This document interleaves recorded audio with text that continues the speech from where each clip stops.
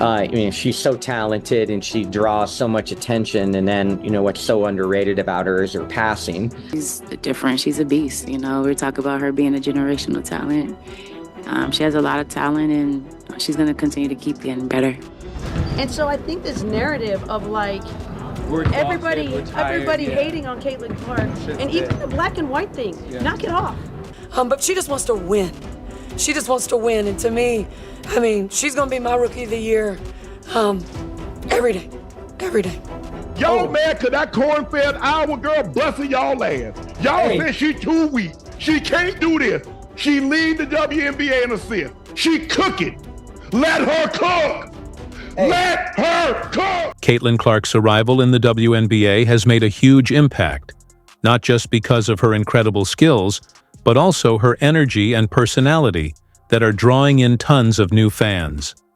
As the league adjusts to her presence, teams are scrambling to figure out how to slow her down. So far, no one's had much luck. With Clark constantly in the spotlight, WNBA coaches are fielding a lot of questions about her. Most are careful with their words, trying to avoid controversy.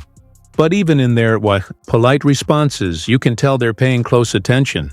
These coaches are the ones building detailed plans to stop her, and the ones answering for it when those plans fall apart. So while they don't say anything negative, their respect for her talent is obvious, and that respect is earned. Coaches across the league have seen firsthand that Clark isn't just hype. She's the real deal. Still, they're not ready to hand her the spotlight forever. Coaches are competitive.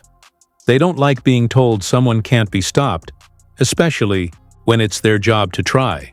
So when they talk about Clark, there's admiration, but also a quiet determination to figure her out. There's another reason they're careful with praise: team morale.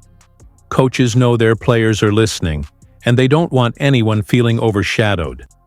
Giving too much credit to a rookie, even one as good as Clark, can shake confidence in the locker room. And no coach wants that. At the same time, coaches know better than to poke the bear. Taking a jab at Caitlin Clark could easily backfire, and might even push her to play better. That's why most try to walk a fine line. They give her credit, but they don't gush. How they strike that balance often depends on the coach's personality. Some stay reserved and play it safe. Others, especially those with a strong track record, don't mind speaking their mind. Becky Hammon is a great example. A 6-time WNBA All-Star, former assist leader, and longtime assistant with the San Antonio Spurs, she's earned her voice. Now head coach of the Las Vegas Aces, Hammon didn't hold back when asked about Clark, or the non-stop media buzz around her. Her blunt, straightforward style stood out, and reminded everyone that in the WNBA, experience still carries weight. I think she's amazing. I watched every time I possibly could. And our league loves her. This has nothing to do. We're just doing our job. We're gonna show up. Who is ever on the other team is on the other team. We don't really care. We're gonna show up and do us. And so I think this narrative of everybody hating on Caitlin Clark, and even the black and white thing, knock it off. It's not there. Becky Hammon didn't mince words. She respects Caitlin Clark, but she also stands with the WNBA vets who didn't roll out the red carpet for the league's new star. In her view, what some call hostility is just what high-level competition looks like. The WNBA has always been built on toughness and pride. So when Clark showed up with huge expectations, the veterans didn't hand her anything, they made her earn it. That's the standard in this league. Some people in the media, and even a few players, tried to turn that tension into a racial issue. But Hammon shut that down, saying it's not about race, it's about the heat of competition. And honestly, she's got a point. There's no denying Clark's talent or the attention she brings, but instead of dragging her name into every debate, maybe we should just appreciate the way she plays. Truth is, almost every coach and player in the WNBA would love to have her on their team. They just don't, so they act like they wouldn't want her anyway. That blend of pride and playful denial came through clearly from Minnesota Lynx coach Cheryl Reeve. Back when Clark was still dominating at Iowa, Reeve was asked about teams possibly tanking to get her in the draft. Her response? Blunt and bold.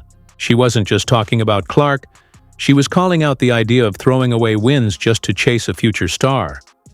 What she said next was one of the most honest moments in the whole Clark conversation. Asked me privately, are we going to tank for Caitlin Clark and like that? Like, it's just not how I would do things. If Glenn came to me and said, Cheryl, I want you to do that, I probably would step aside and say, let someone else do that. I don't believe in that. I think if you get there organically and that's what you deserve, great. I am never going to try to be in that situation. You know, Caitlin Clark might make you want to lose every game, but not. Cheryl Reeves' bold comments on teams tanking definitely got people talking. Plenty of coaches may quietly agree with her, but some thought she crossed a line, especially when she called out Caitlin Clark by name and mentioned a team owner. Throwing games to land a top draft pick is a shady move, and it rarely works out the way teams hope. No one can say for sure if any team did it last season, but let's be honest, a few probably didn't mind dropping in the standings with such a strong draft class on the horizon. Still, counting on a rookie to turn things around overnight is a gamble. Even someone as talented as Clark needs time to adjust. That's why Indiana's early season struggles weren't exactly a surprise. The WNBA moves fast, and the pressure is real. But once Clark found her rhythm, things started to shift.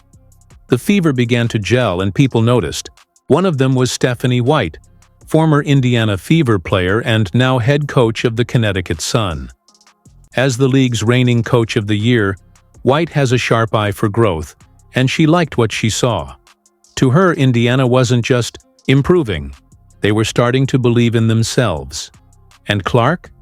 She was stepping up, not just as a scorer, but I think anytime you're a young team that's really growing into yourself, you know, the understanding of one another, the timing, the pace, the connectedness just wasn't quite there early. It's there now. Everybody on the floor understands how, when, and where Caitlin Clark can get them the ball. And so, of all the takes on Caitlin Clark's rookie season, Stephanie White's might be the most grounded. As head coach of the Connecticut Sun and a former Indiana Fever player herself, White didn't hold back. She acknowledged what everyone could see. The Fever looked out of sync early on, but she also saw the bigger picture. This is a team in progress, and while Clark is a big part of their recent improvement, she's not the only reason. White made it a point to recognize the other players who've stepped up, reminding everyone that building chemistry takes time. Her message was simple. Don't judge a young team too quickly. She's not alone in that thinking. Around the league, several coaches, some of the best minds in women's basketball, are urging patience. One of the most thoughtful voices? Sandy Brondello, head coach of the New York Liberty. When asked about Clark, she didn't get swept up in the media noise. Instead, Brondello focused on what really matters, what she's seen on the court. She talked about Clark's growth, smarter decisions, better handling of defensive pressure, and her ability to adapt in real time. No hype, just real observations from someone who's faced Clark's team directly. Brondello's comments stood out not because they were dramatic, but because they were honest. Yeah, look, like she's a great young talent, and you have to remember that she's a young talent. She's coming into the WNBA for the first time. She's going to be a really good player. I know that much. You know, but it's hard coming in as a number one. When's the last time a number one pick has come in and dominated from the start? And I think she's had some really good moments for sure. She had 20 in the first game, and you were able to keep her to single digits in that last game. But very capable. Can't leave her open. So I think the whole game plan's around her, and she's going to be a player that will continue to grow because I think she's a quick learner. She's got high basketball IQ. So yeah, she's going to be. One part of Caitlin Clark's rookie journey that doesn't get enough attention is the massive pressure she walked into. From dominating in college to becoming the face of the WNBA draft, she entered the league with sky-high expectations and a media spotlight that rarely lets up.